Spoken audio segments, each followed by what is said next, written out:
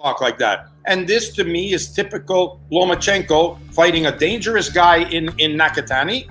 And he's always fought tough guys. They're not going to give him a scrub. He's not getting a scrub. He's going to get a good guy,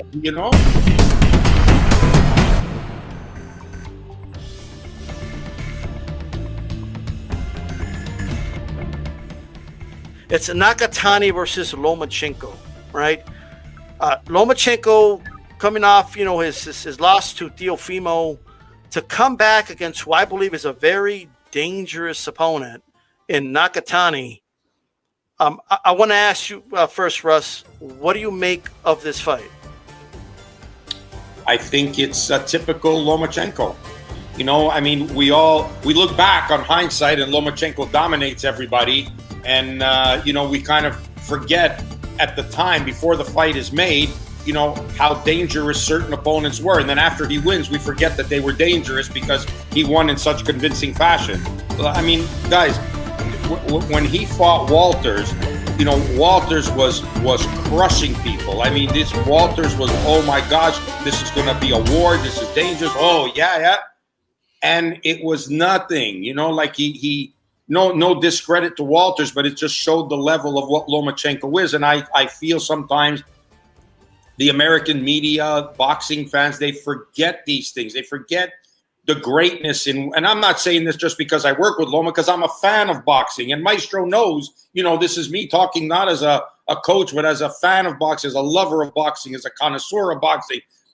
Lomachenko is like something we see once in a lifetime. It's like the chance we had to get a Roy Jones. This doesn't happen all the time. And sometimes I feel we want to denigrate these people, put them down instead of giving them their just due. The guy has 14? Is he up to 14, 15 pro fights? Every fight he's been in prior to this one has been a world title fight besides the first one. So that's like a guy who had 15 pro fights against nobodies to raise his record to 15-0. Then win a title, and then have 14 successful title defenses or world championship fights. And we'd be saying, oh my God, the guy's great. Can you believe that? He's won 14 world championship fights in 3 different weight categories.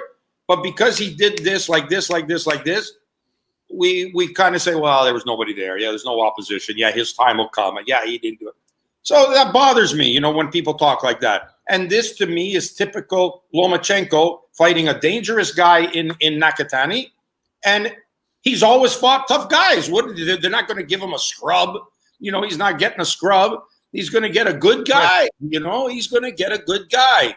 And who knows, like, if Lomachenko blasts him out, I want to hear the negative comments that people will then have to say. Because don't forget, Verdejo came this close to not losing, and it would have been over, and people would have said, Nakatani who?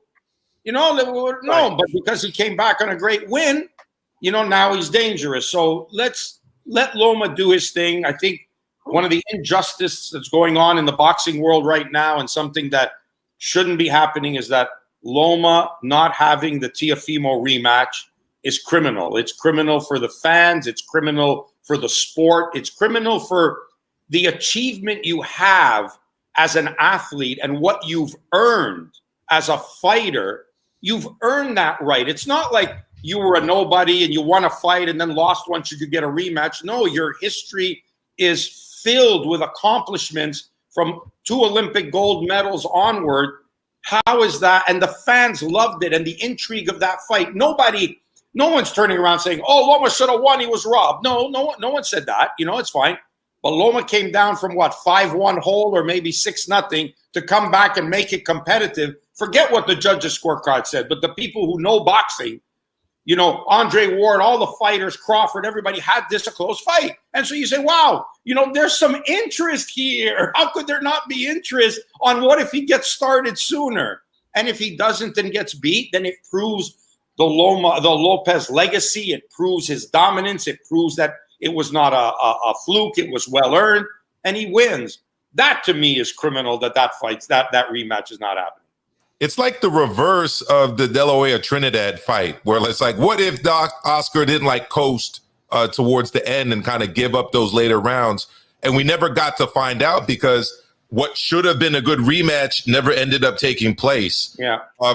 So yeah, I for one would love to see that rematch, and I think that this is a good opportunity for Loma to show that he's still not just a live dog, but elite at 135 against the guy who's caused everybody problems, right? He caused Teofimo Lopez problems, right? And later on, they were like, oh, well, that was one of the reasons, at least I felt, it was that fight that Loma was going to do a lot better against Teo than he did. It was the Nakatani performance. And then, like you just said, Russ, his win over Verdejo was an impressive one because he was taking a shellacking round after round, getting knocked down, getting back up, never lost focus of what he wanted to do, which was win, and showed a lot of heart. So we know that he's going to stand up to Lomachenko. I think it's going to be a very good kind of stylistic matchup, and I think it's guaranteed fireworks.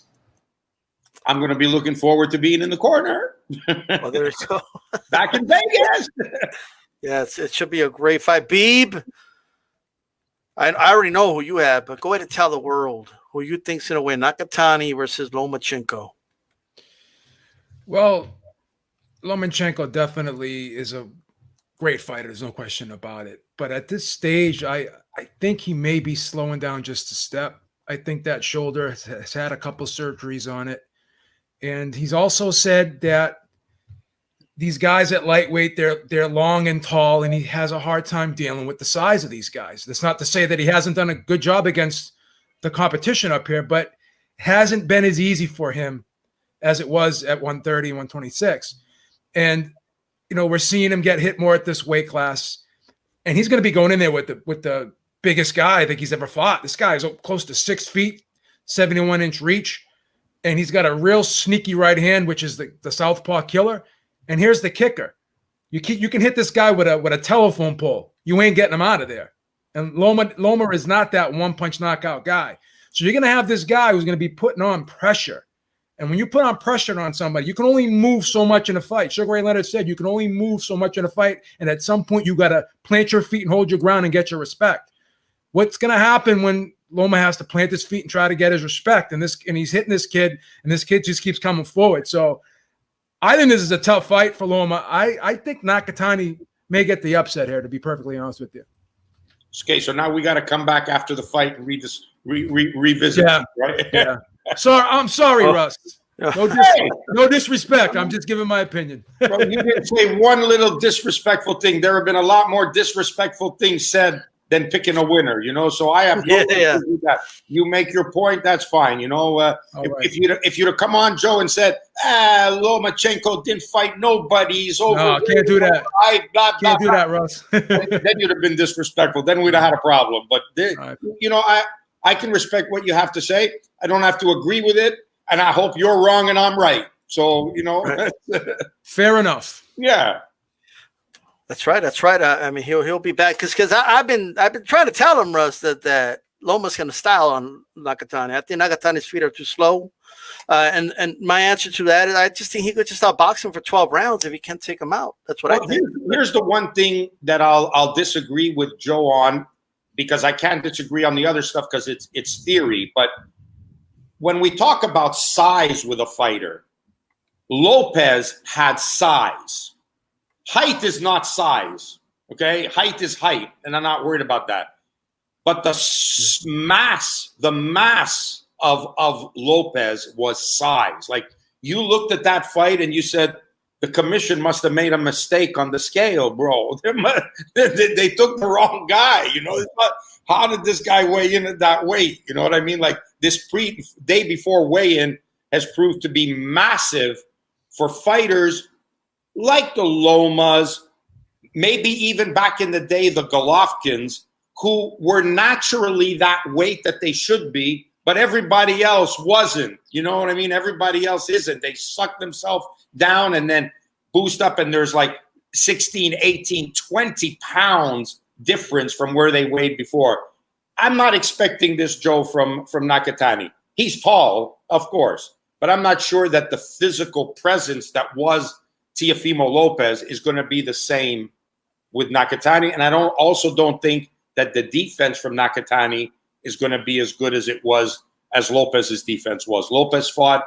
I'll tell you what, I was surprised at the tactical fight Lopez fought. And he went out there and decided, I'm going to box this guy as well. And a lot of people would have figured, you box this guy, you're going to come out second best. And he didn't, you know, so he boxed a smart fight. So I'm not sure I agree about the size thing. Plus, we have seen him with a tall lightweight. I think it's the range. The range is gonna. I think when I say size, I'm talking about the range too. He may not. You can make a good point. He may not be as thick, but he's still a decent sized guy. I mean, I think he's gonna go into the ring well, probably 147 pounds. I have. You think he'll be bigger than Lopez was? I think he'll be about the same weight. But, right? Lopez, wow. but Lopez is a little shorter, so it looks bigger on him, Russ. That's the difference. This kid's almost 6 feet. Lopez is like 5'7"-ish, 5'8"-ish. Okay, when we get to the ring, Riggs, I'll think of you if that happens. I'll be thinking of that in the corner. You'll be surprised when you look across and see how big the kid is. Okay. Well, look, the other thing to consider is this, like, in the Luke Campbell fight, yes, Luke he's a tall lightweight as well, right? So he has fought a tall guy before, and to me that was like a lot of torso for Loma. Like he was killing him to the body in that fight, and we see it with Canelo when he fights with tall guys. Then now that he's a shorter guy, he attacks the body. It's a lot of torso for him. I think Nakatani is going to have a lot of torso to offer Loma. I don't think Loma's going to have a problem hitting that body all night.